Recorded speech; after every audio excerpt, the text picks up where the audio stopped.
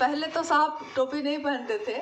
ठंड के समय में हाथ से जो बुना हुआ रहता है ना टोपी, काले रंग की या कभी कभी सफ़ेद, ज़्यादातर काले रंग की, तो माँ बुनती थी।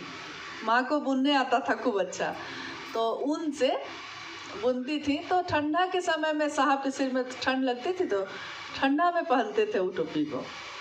लेकिन जब माँ नीलम आनंद 17 जून 2005 को शिवलीन हुई तो बाल छिलाया जाता है ना, तो साहब ने उस समय सफ़ेद रंग का रुमाल अपने सिर पे बांधा और उन्होंने कहा, हॉल में हम लोग बैठे थे तो साहब ने कहा कि ये मैंने नीलम की स्मृति में बांधा है तो ये बांधा रहेगा, मतलब ये रहेगा अब।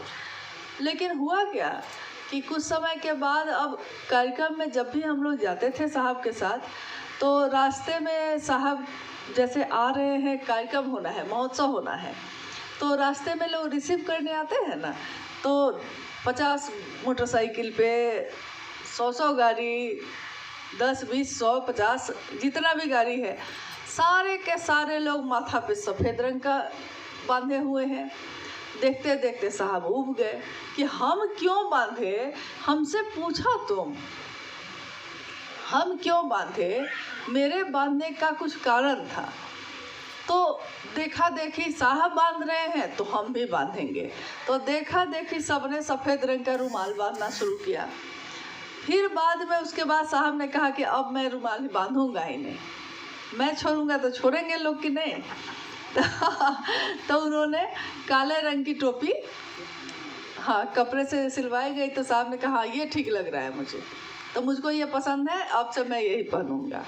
उसके बाद वो गर्मी हो, बारिश हो, ठंडा हो, लेकिन ज़्यादातर जगहों पे साहब काले रंग की टोपी पहनने लगे। देखा देखी बहुत लोग पहनने लगे, फिर काला रंग का टोपी सब पहनने लगे। जैसे साहब बैठते चर्चा में लोग वैसे बैठने लगे। जैसे साहब को गले में प्रॉब्लम है, मतलब उनको गले में फुंसी जैसा कभी कभी हो जाता है, बोलते समय ना गला सूखता है उनका, तो इसके लिए ग्लास में पानी, थोड़ा हल्का सुसुम पानी हमेशा हम लोग रखते थे कि जैसे ही उनको गले में सूखा जैसा लगता था तो वो हाथ बढ़ा के पानी का ग्लास लेके 2 घूंट पी लेते थे, फिर रख देते थे। अब देखा देखी लोग गिलास का पानी मंच पे, गुरु मंच पे रखने लगे, पानी का बोतल लेके लोग दौड़ने लगे। वरिष्ठ गुरु भाई आए हैं तो पानी का बोतल लेके लोग दौड़ने लगे, ग्लास में पानी लेके जाने लगे। ये भी साहब ने देखा। कोई पनबट्टा लेके घूमने लगे, पाँव पे पाँव चढ़ा के आबू पान निकाल के साहब वाले स्टाइल में खाने लगे।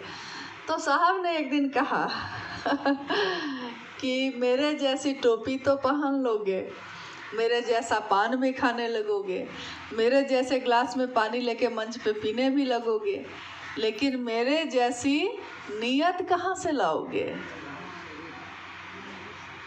महादेव के लिए महादेव को मैंने चाहा है।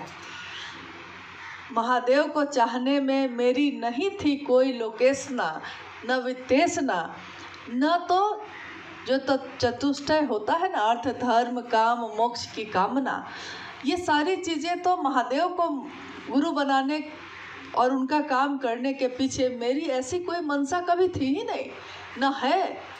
लोकेशना मतलब कि लौकिक चीज़ों की चाहत कि कोई मुझको ये दे देगा, कोई मुझको वो दे देगा।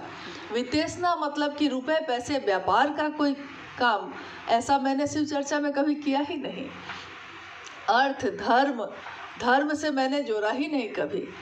काम मोक्ष सुंदरियां मुझको मिल जाए, ऐसा मैंने कभी सोचा नहीं। हाँ, मोक्ष मुझको मिल जाए कि महादेव मुझको जीवन और मृत्यु के चक्र से मुक्त कर दीजिएगा, ऐसा हो जाए, ऐसा तो मैंने कभी सोचा नहीं।